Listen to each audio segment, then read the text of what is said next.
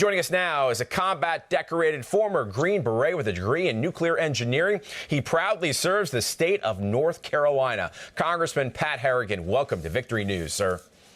Hey, great to be here with you. Thanks for having me. Congressman, your reaction to that story regarding the Democrat attorney generals working together every day to stop President Trump? You know, I'm not surprised, but frankly, I find it incredibly rich that we have a government that has become so corrupt that it is trying to convince the American people every single day that holding it accountable for fraud, waste, and abuse should be illegal.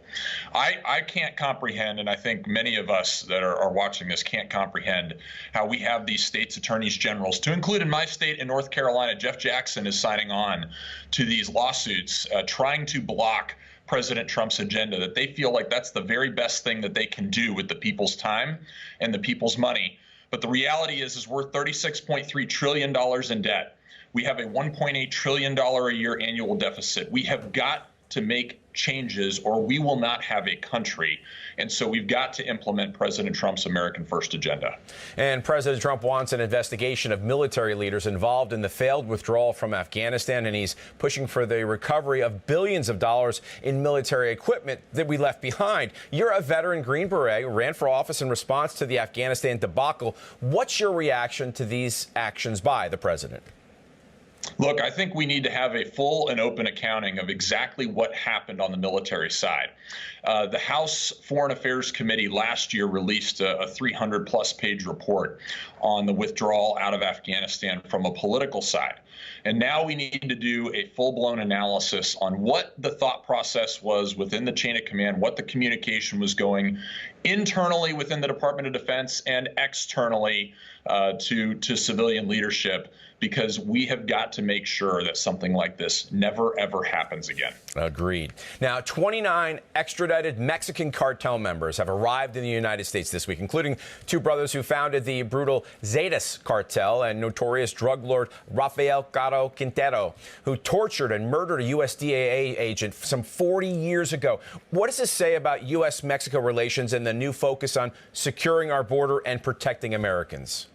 I think it's a great positive step, and it's indicative of President Trump's influence in these negotiations. I think that Mexico is now actually trying to step up and help the United States of America restore law and order on our southern border. And President Trump has compelled these actions. And so, look, this is just more promises made, promises kept, and the ball keeps rolling along each and every day with new wins. And this is another example of continued winning. And this story is one of those you've got to wonder what was going on. The Biden administration was so woke, they allowed highly sexualized chat rooms allowed to operate in the Biden's national security agencies for years. Well, National Intelligence Director Tulsi Gabbard sent over 100 staff packing.